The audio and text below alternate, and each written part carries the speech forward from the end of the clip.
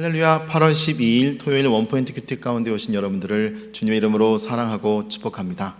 오늘 하나님께서 우리에게 주신 말씀은 잠언 15장 8절에서 19절까지의 말씀입니다. 잠언 15장 8절에서 19절까지의 말씀 다 같이 한 목소리로 읽도록 하겠습니다. 악인의 제사는 여호와께서 미워하셔도 정직한 자의 기도는 그가 기뻐하시니라. 악인의 길은 여호와께서 미워하셔도 공의를 따라가는 자는 그가 사랑하시느니라. 도를 배반하는 자는 엄한 징계를 받을 것이요 견책을 싫어하는 자는 죽을 것이니라. 수올과 아바돈도 여호와 앞에 드러나거든 하물며 사람의 마음이리요. 거만한 자는 견책받기를 좋아하지 아니하며 지혜 있는 자에게로 가지도 아니하느니라. 마음의 즐거움은 얼굴을 빛나게 하여도 마음의 근심은 심령을 상하게 하느니라.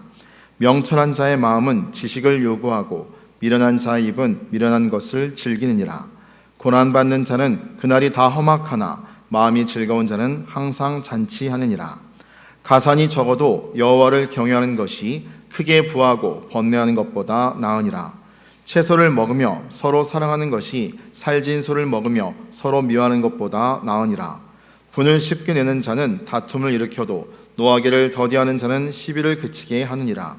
게으른 자의 길은 가시 울타리 같으나 정직한 자의 길은 대론이라. 아멘.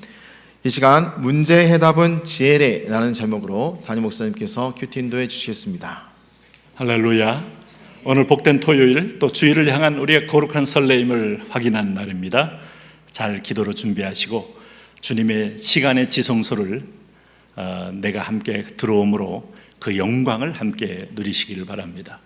우리 잠언 15장 8절에서 19절 말씀을 보시면은 왜 간간히 토요일마다 잠언일까? 삶의 지혜를 우리에게 방향타를 선명히 보여주는 그런 의미가 있기 때문에 더 뜻이 있다고 생각합니다. 오늘 여기 보시면은 이 8절에 이렇게 시작합니다. 악인의 제사는 여호와께서 미워하셔도 정직한 자의 기도는 그가 기뻐하신다. 그럼 악인의 제사는 뭐겠습니까? 죄를 품은 자의 제사, 믿는 자라면 안으로 형제와 불화하며 악을 품고 하나님께 드리는 제사, 가인 같은 제사, 마음이 없는 제사, 이런 건 하나님이 별로 원하지 않죠. 그러나 정직한 자의 기도, 의로운 자의 기도라고 말하지 않았어요. 정직한 자의 기도, 크고 작은 모든 문제 앞에 자기의 상황을 토설하고 억울함을 토설하고 연약함을 토설하고 부족함을 토설하는 자의 기도는 그가 기뻐하시느니라. 하나님이 원하는 제사는 상한 심령이라.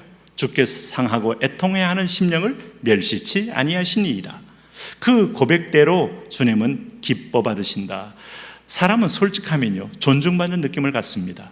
그리고 인정받는 느낌을 받습니다. 그러나 그리까지 죄를 부정하면 무시받고 상대방이 나를 속일 수 있다는 확신에 있다는 사실을 알게 되면서 그의 거짓 때문에 역겨움을 갖는 거죠. 하나님은 전능자입니다. 그의 불꽃 같은 눈을 누가 피할 수 있겠어요? 그래서 오늘도 여기 11절에 이런 표현을 쓰는 겁니다.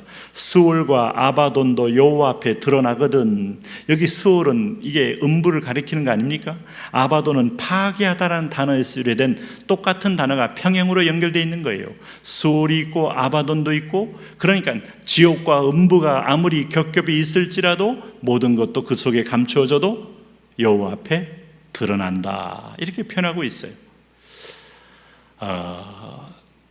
우리가 아무리 완전 범죄를 추구해도 여러분 아직도 드러나지 않는 것도 많이 있지 않느냐라고 반론을 제시할 사람이 있겠지만, 어떤 사람은 밤중에 꿈에 나타나서 할 수 없이 경찰서 와서 자수하기도 하고, 어떤 때는 어떤 우연찮은 기회에 농부가 밭을 갈다가 어떤 면에서 실마리를 발견해서 DNA를 통하여 오늘 몇십 년 전에 어떤 죄를 범한 사람도 나중에 찾아내기도 하고, 하나님은 드러나게 한다면 얼마든지 드러나게 할 수 있어요.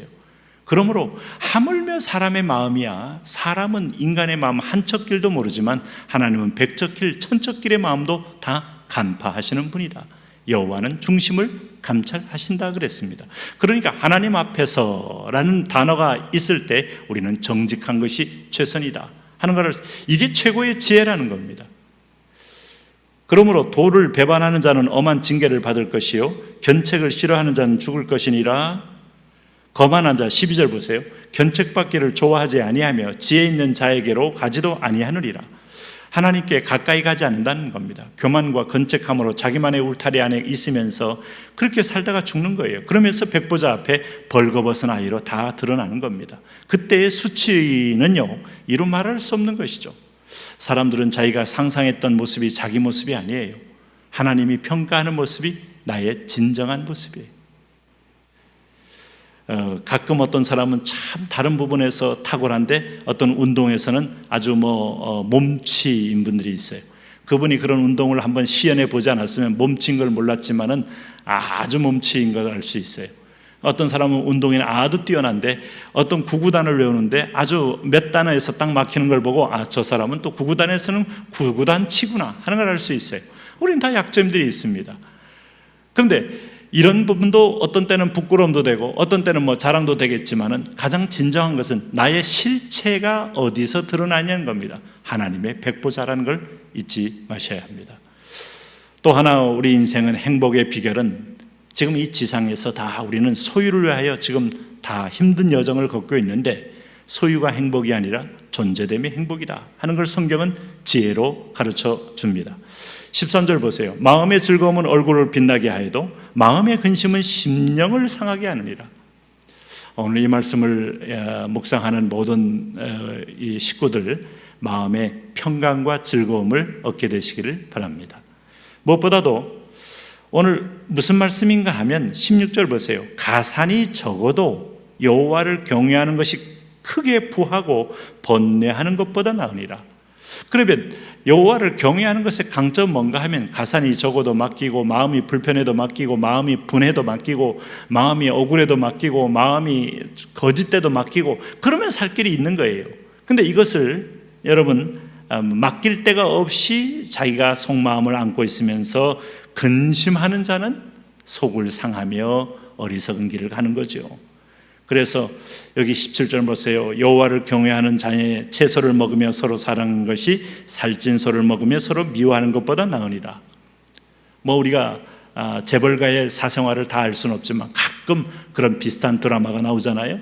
그럴 때 또 식당에서 식사를 준비하는 따로 아주머니가 계셔서 최고의 식단으로 아주 최고의 요리로 딱 깔아주어도 그 식사를 하면서 서로의 어떤 후계 구도 때문에 갈등을 일으키고 또 인정을 받느냐 안 받느냐에 따라서 서로 가족 간에 얼굴을 붉히고 그 아주 최상의 음식 재료가 무슨 맛을 주겠어요.